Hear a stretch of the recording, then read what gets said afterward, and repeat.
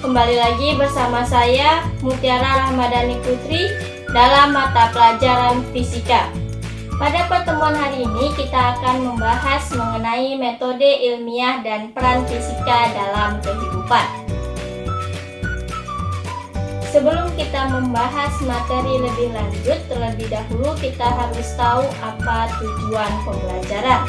Nah, untuk tujuan pembelajarannya diharapkan siswa mampu menerapkan peran fisika dalam kehidupan dan menerapkan metode ilmiah.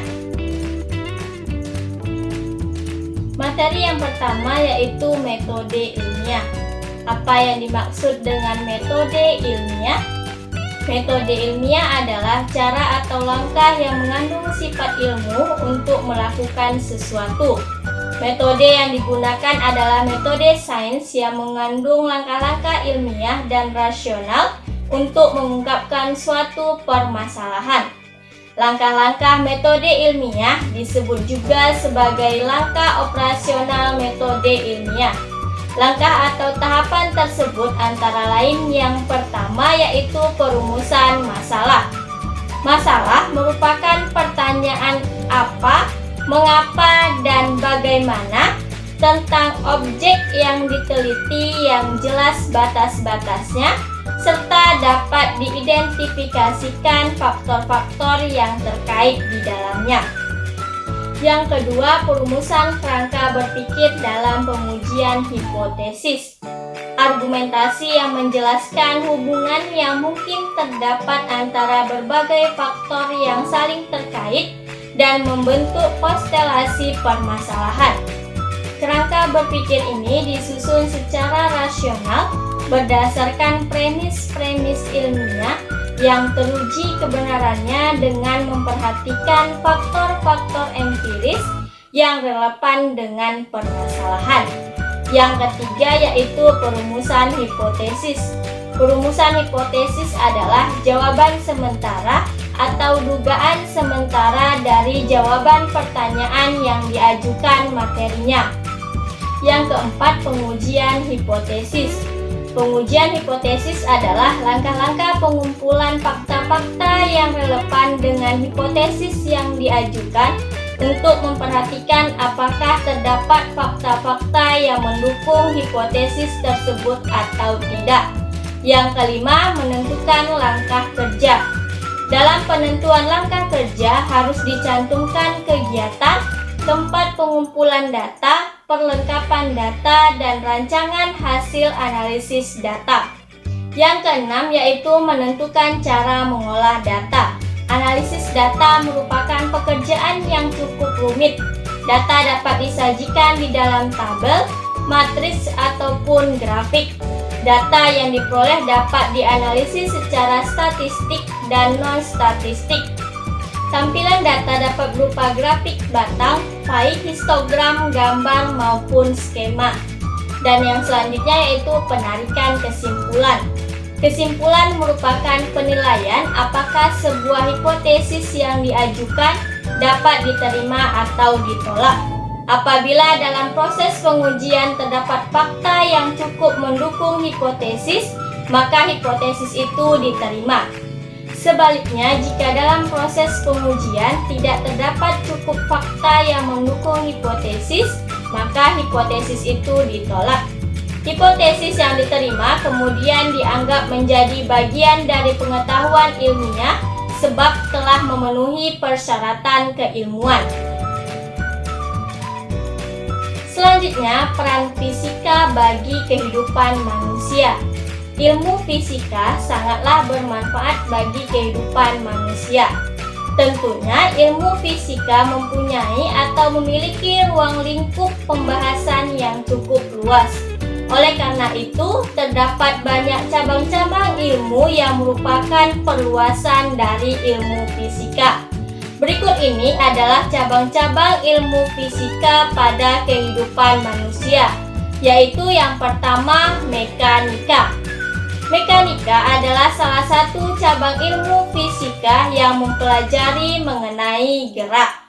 Pada dasarnya, mekanika klasik terdiri dari dua bagian, yaitu bagian kinematika dan juga dinamika. Kinematika membahas mengenai suatu objek yang bergerak tanpa menyelidiki sebab-sebab suatu objek yang bergerak. Sedangkan dinamika adalah membahas suatu objek yang bergerak dengan menyelidiki penyebabnya terlebih dahulu. Yang kedua, fisika kuantum. Ilmu fisika kuantum adalah cabang dasar ilmu fisika yang mempunyai hubungan dengan atom maupun dengan subatom. Yang ketiga, mekanika fluida. Mekanika fluida merupakan suatu cabang ilmu fisika yang mempelajari tentang fluida, baik berupa cair maupun berupa gas. Yang keempat, elektronika, yaitu sebuah cabang ilmu fisika yang mempelajari mengenai aliran elektron atau partikel bermuatan listrik di dalam suatu alat seperti komputer, semikonduktor, dan peralatan elektronik yang lainnya. Yang kelima, termodinamika, yaitu suatu ilmu fisika yang mempelajari mengenai energi atau perpindahan panas. Yang keenam, optika geometris, yaitu ilmu fisika yang mempelajari mengenai cahaya serta peralatan manusia yang membantu penglihatan.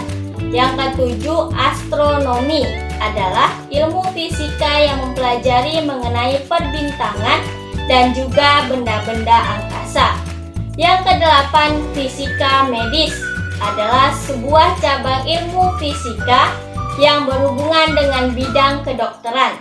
Pada fisika medis meliputi beberapa hal, diantaranya yang pertama, biomekanika, mempelajari mengenai gaya dan hukum fluida di dalam tubuh. Biooptik mempelajari mengenai mata dan penggunaan pada alat optik. Dan yang selanjutnya, biolistrik mempelajari mengenai sistem listrik pada sel hidup. Selanjutnya, peran fisika dalam teknologi. Di zaman yang modern seperti saat ini, ilmu fisika sangat mendukung bagi kehidupan manusia.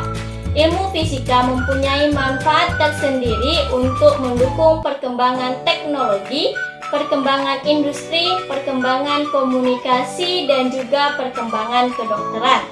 Penerapan ilmu fisika dalam kehidupan manusia, yaitu yang pertama, penerapan fisika di dalam bidang kedokteran dan juga di dalam bidang kesehatan. Berikut ini adalah beberapa contoh mengenai penerapan fisika dalam bidang kedokteran dan kesehatan. Antara lain, yang pertama, penemuan sinar ronsen untuk mendeteksi patah tulang, dan yang kedua, penemuan sinar laser untuk memecah batu ginjal dalam tubuh. Selanjutnya, penerapan fisika dalam bidang pertanian. Yang pertama yaitu penemuan bibit unggul dari proses rekayasa genetika, dan yang kedua, penemuan peralatan pertanian yang membantu kerja petani seperti mesin bajak sawah. Selanjutnya, penerapan fisika dalam bidang transportasi, yaitu penemuan konsep gerakan benda yang mempunyai pengaruh terhadap pembuatan mobil atau pembuatan motor. Selanjutnya, pembuatan kereta maglev menggunakan superkonduktor. Penerapan fisika dalam bidang industri, yaitu yang pertama, penemuan berbagai jenis mesin.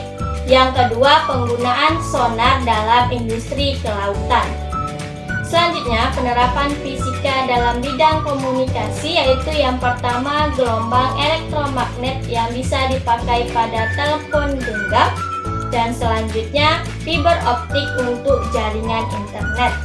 Dan selanjutnya, penerapan fisika dalam bidang energi, yaitu yang pertama, penggunaan radioaktif sebagai reaktor nuklir, dan yang kedua, penggunaan sel surya sebagai energi alternatif. Sekian materi kita hari ini, semoga kamu dapat memahaminya dengan baik dan dapat membantu kamu belajar di rumah. Wassalamualaikum warahmatullahi wabarakatuh.